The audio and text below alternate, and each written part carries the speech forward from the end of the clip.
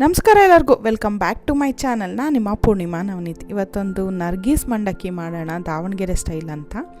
ಇದಕ್ಕೆ ನಾನು 2 table spoon ಹುರ್ಗಡ್ಲೆ ತೊಗೊಂಡಿದ್ದೀನಿ. ಅದಕ್ಕೆ ಒಂದು ಅರ್ಧ ಸ್ಪೂನು ಸಕ್ಕರೆ ಹಾಕ್ಕೊಂಡಿದ್ದೀನಿ.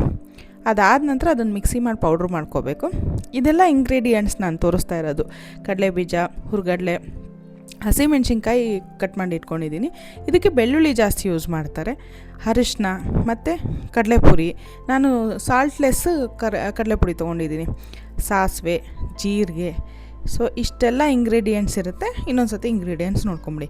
ಕೊತ್ತಂಬರಿ, ಕರಿಬೇವು ಕಟ್ ಮಾಡಿ ಇಟ್ಕೊಂಡಿದ್ದೀನಿ. ಬೆಳ್ಳುಳ್ಳಿ ಜಾಸ್ತಿ ತೊಗೊಂಡಿದ್ದೀನಿ. ಕಡಲೆ ಬೀಜ ಇದೆ ಮೇನ್ ಇಂಗ್ರೀಡಿಯೆಂಟು. ಈಗ ನಾನು ಒಂದು ದಪ್ಪ ತಳ ಇರೋಂಥ ಕುಕ್ಕರ್ ತೊಗೊಂಡಿದ್ದೀನಿ. ಅದಕ್ಕೆ ಇವಾಗ ನಾನು ಎಣ್ಣೆ ಹಾಕ್ಕೊಂಡು ಕಾಯೋದಕ್ಕೆ ಬಿಡ್ತೀನಿ. ಸ್ವಲ್ಪ ಜಾಸ್ತಿನೇ ಎಣ್ಣೆ ಹಾಕ್ಕೋಬೇಕು ಇದಕ್ಕೆ, ಯಾಕಂದರೆ ಅದು ಸ್ವಲ್ಪ ಆಯಿಲ್ ಕಂಟೆಂಟ್ ಇರಬೇಕು ನರ್ಗೀಸ್ ಮಂಡಕ್ಕಿಲಿ. ಯಾಕಂತಂದರೆ ಇದಕ್ಕೆ ನಾವು ಹುರ್ಗಡ್ಲೆ ಪುಡಿನ ಹಾಕ್ತೀವಿ. ಅದಾದಾಗ ಅದು ಡ್ರೈ ಆಗುತ್ತೆ. ಸೊ ಅದಕ್ಕೋಸ್ಕರ ಎಣ್ಣೆ ಸ್ವಲ್ಪ ನಾರ್ಮಲಿ ಹಾಕ್ಕೊಳ್ಳೋದಕ್ಕಿಂತ ಜಾಸ್ತಿ ಹಾಕ್ಕೋಬೇಕು. ಈಗ ಸಾಸಿವೆ ಹಾಕ್ತಾಯಿದ್ದೀನಿ. ಒಗ್ಗರಣೆಗೆ ಯಾವ ಥರ ಹಾಕ್ಕೊಳ್ತೀರೋ ಅಷ್ಟೇ ಹಾಕ್ಕೊಳ್ಳಿ. ನಿಮಗೆ ಜಾಸ್ತಿ ಬೇಕಂದ್ರೆ ಜಾಸ್ತಿ, ನಾರ್ಮಲಿ ಯಾವ ಥರ ನೀವು ಮನೇಲಿ ಇಷ್ಟಪಟ್ಟು ಮಾಡ್ಕೊತೀರೋ ಅಷ್ಟು ಹಾಕ್ಕೊಳ್ಳಿ. ಜೀರಿಗೆ ಹಾಕ್ತಾಯಿದ್ದೀನಿ ಇವಾಗ 1 ಸ್ಪೂನು. ನಾನೆಲ್ಲ ಸ್ವಲ್ಪ ಕಣ್ಣಲ್ತೆ ಕೈ ಅಳತೆಯಲ್ಲೇ ಹಾಕ್ತಾಯಿರ್ತೀನಿ. ಸೊ ಇದು ಚಟಪಟ ಅಂದಾಗ ಈಗ ಬೆಳ್ಳುಳ್ಳಿ ಹಾಕ್ಕೋಬೇಕು. ಬೆಳ್ಳುಳ್ಳಿನ ಸ್ವಲ್ಪ ಜಜ್ಜಿ ಇಟ್ಕೊಂಡಿದ್ದೀನಿ. ಅದನ್ನು ಸ್ವಲ್ಪ ಅರ್ಧ ಫ್ರೈ ಆಗೋವರೆಗೂ ನಾವು ಹುರ್ಕೋಬೇಕು. ಚೆನ್ನಾಗಿ ಎಣ್ಣೆಲಿ ಫ್ರೈ ಮಾಡ್ಕೋಬೇಕು. ಸ್ವಲ್ಪ ಆದಷ್ಟು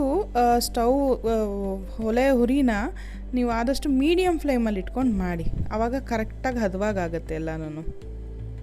ಇಲ್ಲಾಂದರೆ ಈ ಬೆಳ್ಳುಳ್ಳಿ ಸೀದೋಗೋದು ಅಥವಾ ಈ ಸಾಸಿವೆ ಎಲ್ಲ ಸೀದೋಗೋದು ಆ ಥರ ಆಗುತ್ತೆ. ಇವಾಗ ನೋಡಿ, ನಾನು ಕಡಲೆ ಬೀಜ ಹಾಕಿದ್ದೀನಿ. ಇದಕ್ಕೆ ಕಡಲೆ ಬೀಜ ಹಾಕಿ ಸ್ವಲ್ಪ ಫ್ರೈ ಮಾಡ್ತಾಯಿದ್ದೀನಿ. ಸೊ ನೋಡಿಕೊಂಡು ಮಾಡ್ತಾ ಇರಬೇಕು.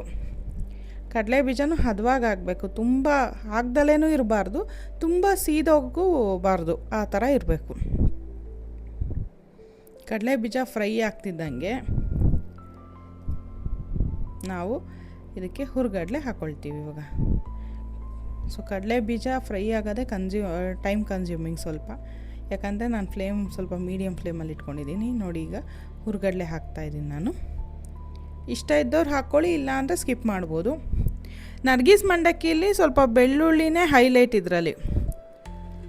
ಸೊ ನೋಡಿಕೊಂಡು ಬೆಳ್ಳುಳ್ಳಿ ನಿಮಗೆ ಇಷ್ಟ ಆದರೆ ಹಾಕ್ಕೊಳ್ಳಿ, ಇಲ್ಲಾಂದರೆ ಮಾಮೂಲಿ ಕಡಲೆಪುರಿ ಒಗ್ಗರಣೆ ಥರ ಆಗೋಗುತ್ತೆ ಅಷ್ಟೇ. ಇದಾದ ನಂತರ ನಾನಿವಾಗ ಇದಕ್ಕೆ ಹಸಿಮೆಣ್ಸಿನ್ಕಾಯಿ ಹಾಕ್ಕೊಳ್ತಾ ಇದ್ದೀನಿ. ನಾನು ಅಂದಾಜು ಒಂದು 3 ಹಸಿಮೆಣ್ಸಿನ್ಕಾಯಿ ತೊಗೊಂಡಿದ್ದೀನಿ. ಆ 3 ಹಸಿಮೆಣ್ಸಿನ್ಕಾಯಿ ಸಣ್ಣದಾಗಿ ಕಟ್ ಮಾಡಿಕೊಂಡು, ಕರಿಬೇವು ಕಟ್ ಮಾಡಿಕೊಂಡು, ಕೊತ್ತಂಬರಿ ಸೊಪ್ಪು ನಾನು ಒಗ್ಗರಣೆಗೆ ಹಾಕ್ಕೊಳ್ತಾ ಇದ್ದೀನಿ. ಸೊ ನರ್ಗೀಸ್ ಮಂಡಕ್ಕಿನ ವಿಶೇಷತೆ ಕೊತ್ತಂಬರಿ ಸೊಪ್ಪು ಫ್ರೈ ಮಾಡೋದು ಆಯಿಲಲ್ಲಿ. ನಾರ್ಮಲಿ ನಾವು ಯಾವುದೇ ಅಡುಗೆ ಮಾಡಿದ್ರೂ ಮೇಲೆ ಹಾಕ್ತೀವಿ ಲಾಸ್ಟಲ್ಲಿ. ಇದರಲ್ಲಿ ಆ ಆಯಿಲ್ಗೆ ಫ್ರೈ ಮಾಡೋದಕ್ಕೆ ಹಾಕ್ಕೊಳ್ತೀವಿ ನಾವು. ಸೊ ಚೆನ್ನಾಗಿ ಫ್ರೈ ಮಾಡ್ಕೋಬೇಕು. ಅದು ಸೀದೋಗಬಾರ್ದು, ಮೀಡಿಯಮ್ ಫ್ಲೇಮಲ್ಲಿ ಮಾಡ್ಕೋಬೇಕು. ಆವಾಗ ರುಚಿ ಜಾಸ್ತಿ ಇರುತ್ತೆ. ಇಷ್ಟೆಲ್ಲ ನಾವು ಮಾಡೋದನ್ನೇ ಚೆನ್ನಾಗಿ ಟೇಸ್ಟಿಯಾಗಿ ತಿನ್ನಬೇಕು ಅಂತ. ಯಾವುದಂದರೆ ಅದೇ ರೀತಿಲಿ ಮಾಡಬಾರ್ದು. ಒಂದು ಪ್ರೊಸೀಜರ್ ಅಂತ ಇರುತ್ತೆ, ಅದನ್ನು ನೋಡ್ಕೊಂಡು ಮಾಡಬೇಕು. ಇದಕ್ಕೆ ನಾನು 1 ಸ್ಪೂನ್ ಅರಿಶಿನ ಹಾಕ್ಕೊಳ್ತಾ ಇದ್ದೀನಿ. ಹಾಕ್ಕೊಂಡು ಫ್ರೈ ಮಾಡ್ಕೊಳ್ತಾ ಇದ್ದೀನಿ. ಈ ಟೈಮಲ್ಲೇ ನೀವು ಉಪ್ಪು ರುಚಿಗೆ ತಕ್ಕಷ್ಟು ಹಾಕ್ಕೋಬೋದು. ಬಟ್ ನಾನು ಅದು ಮರ್ತೋಯ್ತು ನನಗೆ ಹಾಕೋದು. ಅದಕ್ಕೋಸ್ಕರ ನಾನು ಲಾಸ್ಟಲ್ಲಿ ಹಾಕ್ತೆ ಉಪ್ಪನ್ನ. ಇದೇ ಟೈಮಲ್ಲಿ ನೀವು ಉಪ್ಪು ಹಾಕ್ಕೋಬೋದು. ಎಷ್ಟು ನಿಮಗೆ ರುಚಿಗೆ ತಕ್ಕಷ್ಟು ಉಪ್ಪನ್ನ ಹಾಕ್ಕೋಬೋದು.